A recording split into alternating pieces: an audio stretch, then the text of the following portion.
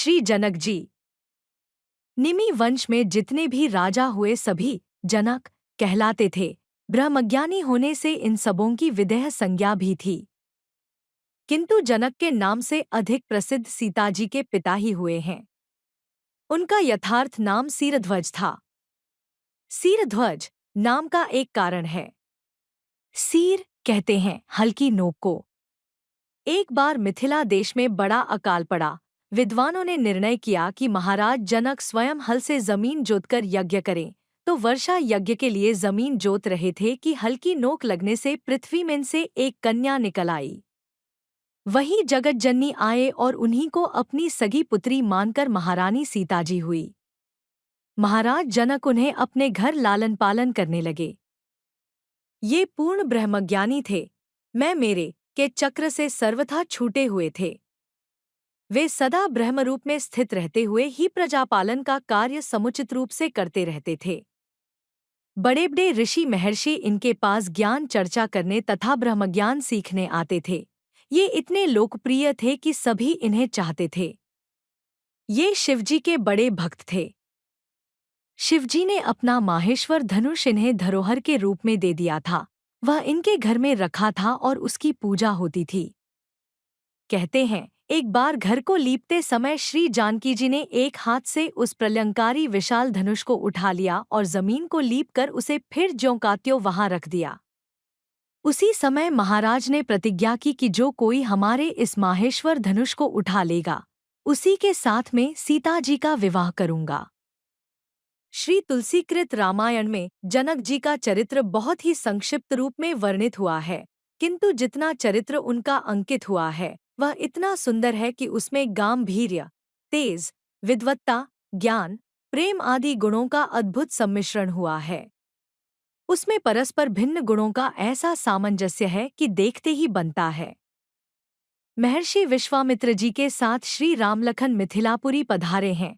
सुनते ही महाराज जनक उनका सत्कार करने मंत्री और पुरोहितों के साथ आते हैं।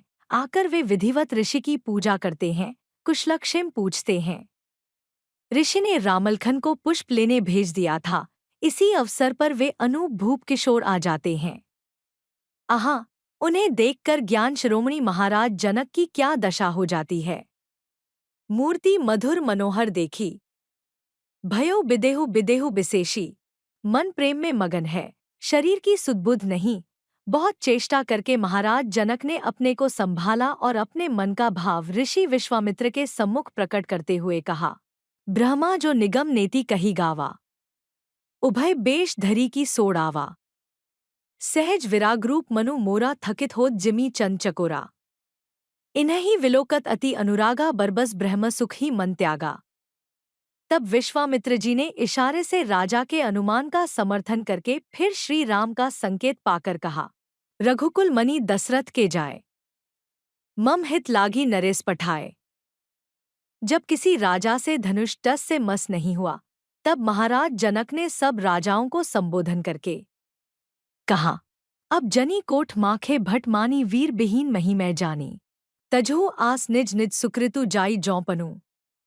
गृह जाहू लिखा न विधि वैदेही बिबाहु। परिहरू कुरी कुआरी रहो का करो। यह बात लक्ष्मण जी को बुरी लगी। उन्होंने बड़े जोरों से महाराज जनक की इस बात का विरोध किया। वृद्ध ब्रह्मज्ञानी राजर्षि को बालक लक्ष्मण ने डांट दिया। कहीं जनक जसी अनुचित बानी, विद्यमान रघुकुलमणि जानी।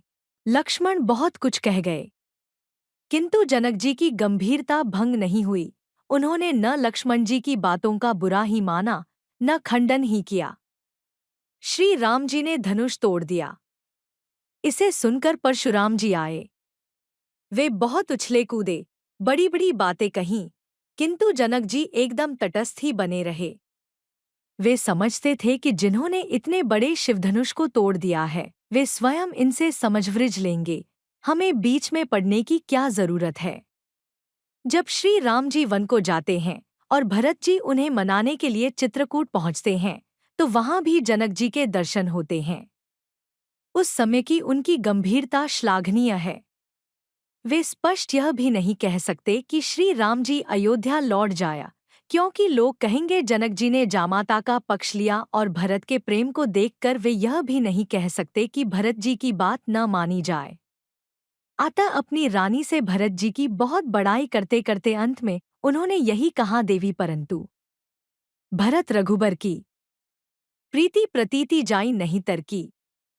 इससे उनके बीच में न बोलना ही उचित है। वे जो कुछ करेंगे वही ठीक होगा। अपनी पुत्री सीता को बनवासी वेश में देखकर महाराज के हृदय की जो दशा हुई वह अवर्णनीय है। इस स्थल पर उसका वर्णन, क्या उनका वह मोह था? कवि कहते हैं, नहीं, कदापि नहीं। मोह मगन मति नहीं, विदेह की महिमा सिय रघुबर स्नेह की। जहाँ सिय रघुबर का स्नेह है वहाँ मोह रह ही कैसे सकता है। ब्रह्मज्ञानी जनक जी के हृदय में यह प्रेम निरंतर रहता था।